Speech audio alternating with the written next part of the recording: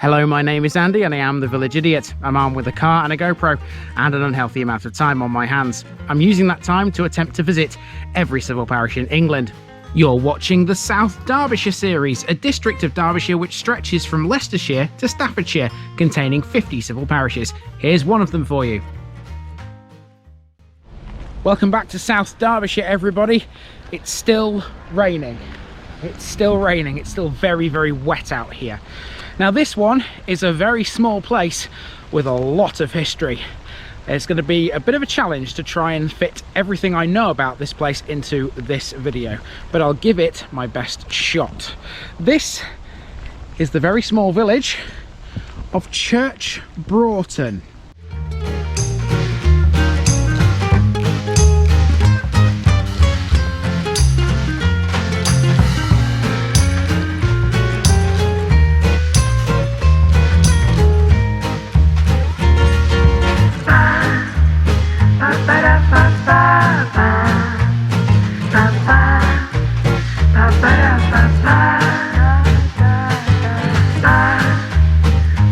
Here's my disclaimer for people who may be watching me for the first time. I say things as I would in my native accent and dialect. As a result, I may not pronounce things in the same way as the locals do. Remember, I'm a visitor. It's impossible to know everything. Leave me a comment, spin me a like and bash that subscribe button. Let's get to today's parish video. It was still raining in Derbyshire, but my spirits were still high. Welcome to Church Broughton, which was originally known simply as Broughton. Here, we're around 14 miles to the west of Derby. This is a lovely little village laid out in a circular fashion, with plenty of cul-de-sacs radiating from its central loop. This village has links to the Dukes of Devonshire and possesses RAF history too. The earliest written document relating to this area is in the Domesday Book. In this part of Derbyshire at that time, Barton and Scropton were the largest villages, both with churches. Broughton was about half their size, but it had no mill or church. However, that was soon to change, and now the church forms part of the village's name.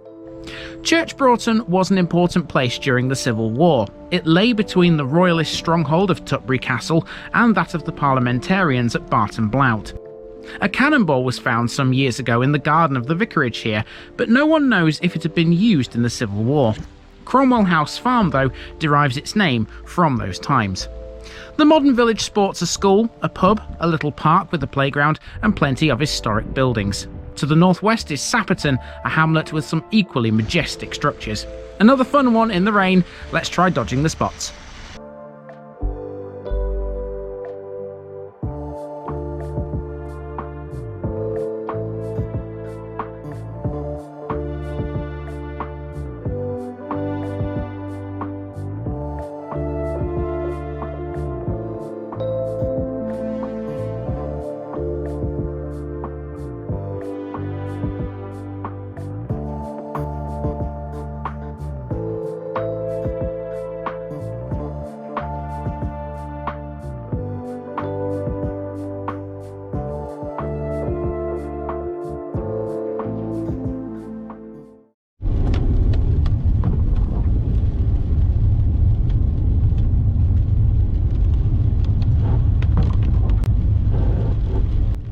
We start with a short drive into Church Broughton via the hamlet of Sutton, which sits to the east of the main village.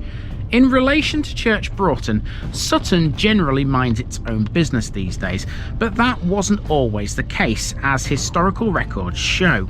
Between Sutton and Church Broughton, there was a stream which marked the boundary between the two villages, but in 1752 it was diverted. This was done to supply a mill in Sutton, causing a problem with grazing rights. There were many arguments between the two sets of villagers as a result. Sutton occupies an area to the north of the former RAF Church Broughton and the current Broughton Heath Golf Club. The golf club was first established in 1998, and it's one of the longest 18-hole par 3 golf courses in the country. Here's a picture of it.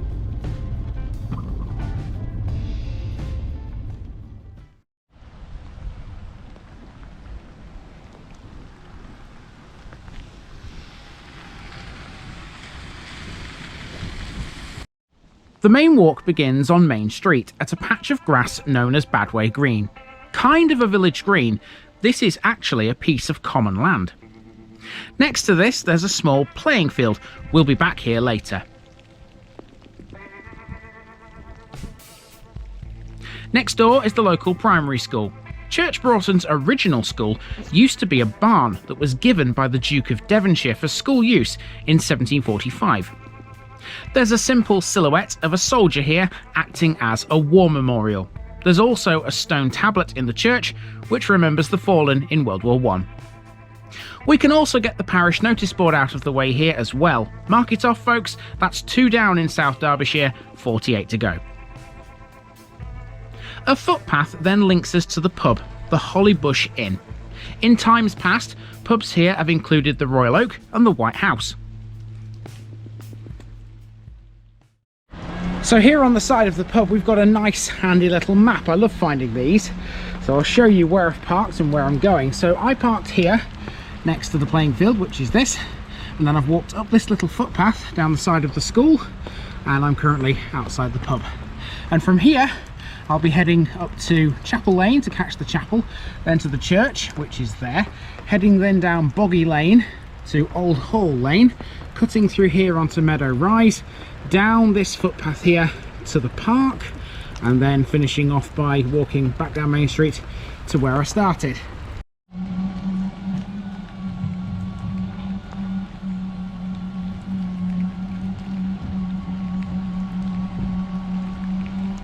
So next we have some religious buildings. On the corner of Chapel Lane we find a Methodist chapel which dates from 1828. A couple of paces away we have St Michael and All Angels Church. It's assumed that Broughton became Church Broughton when this was built. It must have been quite an event for it to become part of the village's name.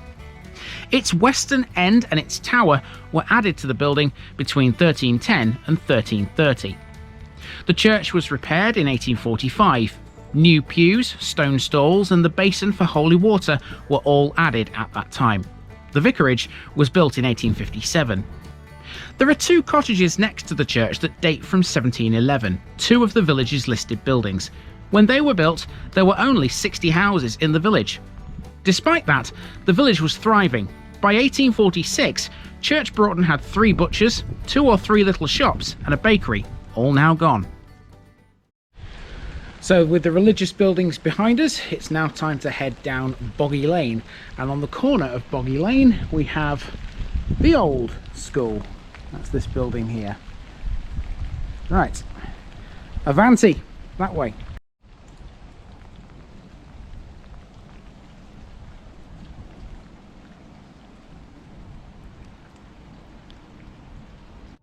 Off Boggy Lane is the Etchells. This is a typical Derbyshire farm, one of 2 remaining farmhouses in the village. An extension was added to this in 1850. Shockingly, it's not a listed building. There are only 4 in Church Broughton village, one of which is the 16th century Old Hall on Old Hall Lane. Before the village's roads were given modern names, Old Hall Lane was known as Back Lane, and the road between it and the church was called the Street. These are Saxon names. After cutting through Meadow Rise, we come to the park and the playground. This has a lot for a small village, including a tennis court. Once through the park, you'll find yourself at another village notice board, which is next to the old phone box, used now to house the defib machine. And that's pretty much that. All that's left to do from this point on is to walk back along Main Street to the car, via the playing field again. Okay, I'm pretty much done with the main walk, but there's something I want to do before I get back into the car and head towards Sapperton, which is a small hamlet to the north west of Church Broughton. I've just come onto the playing field again because I noticed earlier this football just basically sat here doing nothing. I haven't done this for a while, so let's see if I can score a goal from here. I'm a long way out, and trust me, I'm no David Beckham. Let's see what I can do. Oh, that was a decent cross, but no one on the end of it. I tell you, you can't get the staff, can you?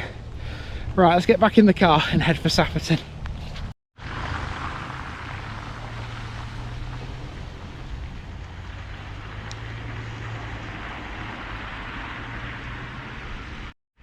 To the north and west of Church Broughton is the hamlet of Sapperton, which only consists of a handful of properties, but these are quite amazing. These are the former farm buildings of Sapperton Manor, which is sited next door. They include a threshing barn, cow sheds and stables arranged around a central yard. It has a central tower with a clock face, a dovecote and a pyramidal roof, and a weather vane. These days, it's a collection of business units known as Sapperton Park. This is Sapperton Manor, which was the farmhouse. It's partly timber framed and dates back to the 17th century. All of these are listed buildings. A few yards away, there's a watercourse. This is Cubley Brook, which runs for some 4 kilometres through the hills to the west of Sapperton. It's named for the village of Cubley, which is just over the border into the Derbyshire Dales. We're close to, but not quite on, the district boundary here. So it looks like this potentially floods. There's a measuring stick here right next to it. I seriously hope it doesn't come much sort of higher than about there when it does flood, because I mean, if the water comes all the way up here, well, we've got problems, haven't we? So hopefully it's not too bad if this does overflow. I have noticed as well out here there's some sort of reservoir, which I've either missed it on the map or I've just not considered it, but it's over there somewhere in the distance. I'm not quite sure what that is, but I haven't planned to film that. That was just a bit of a bonus, some kind of lake or reservoir anyway. Right, to finish off the Church Broughton episode, I actually need to go out of the parish boundaries and sort of half come back in them again, because I need to talk about RAF Church Broughton, the former RAF Church Broughton, which is now an industrial estate, but most of it falls within the parish of Barton and Scropton. But it doesn't make any sense to talk about it in that episode, because that's got a load of other interesting things to talk about. So let's take the car down to the former RAF base and finish off there.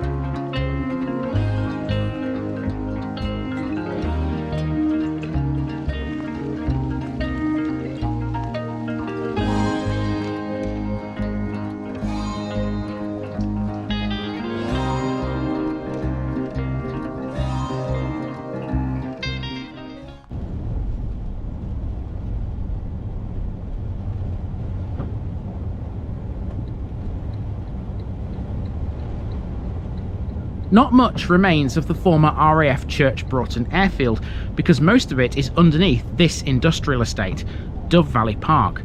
Built in 1942, Church Broughton was operational until 1963. It was initially a satellite airfield for RAF Lichfield and No. 27 Operational Training Unit. During World War II, the airfield was used mainly by Wellington bombers, but Lancasters, Halifaxes, Liberators, and even the occasional Spitfire was seen here. American aircraft were frequent visitors too. Transport aircraft would land here to drop off visitors for the nearby US hospital at Sudbury, which is now Sudbury Prison. In 1944, it became the site of top-secret Rolls-Royce testing on early development jet engines. The airfield had 3 concrete runways, 2 hangars, a control tower, and lots of smaller buildings. The main hangar still stands where Woodyard Lane meets Uttoxeter Road. Now, if you watched my Hatton video last week, you'll know that Nikki was in that. And if you're wondering, where the wife decided to disappear off to in this episode, well, the answer is you stayed safe and warm in the car, didn't you? Actually, I stayed safe and cold in the car because it wasn't very warm. Well, maybe so, but warmer than what I had to deal with there. It's currently about 4 degrees outside. Yeah, it's not very good. But to be honest with you, I've said this before, I'll say it a million times. I don't mind walking around in weather such like as this, even though it's, to the average human, it would be, oh no, I'm not going out in that. I'm used to it. I'm used to all kinds of weather, you know, rain, snow, sleet, hail, wind, the lot. So, you know, you just don't like it when it's hot. No, the weather will never put me off. Let's put it that way. And anyway, in any case, you know, whatever the weather's doing, I think I've shown Church Broughton off to be a very nice place within Derbyshire. And I do hope you've enjoyed it. That's 2 down now in South Derbyshire. We were supposed to be doing another one today, but with the weather the way it is, we've decided we've decided to delay that until Thursday. Hopefully, it's Monday as I record this, so hopefully we will record that before we go back home, and you'll be able to see that next week. I will let you know, of course, beforehand if we actually manage to do that. So yeah, now we're going to go off and find our hotel, and then we will be back in South Derbyshire at some point in the future. Hopefully a drier future. Yeah. I've been Andy, also known as the Village Idiot. This has been the parish of Church Broughton, and I'm out.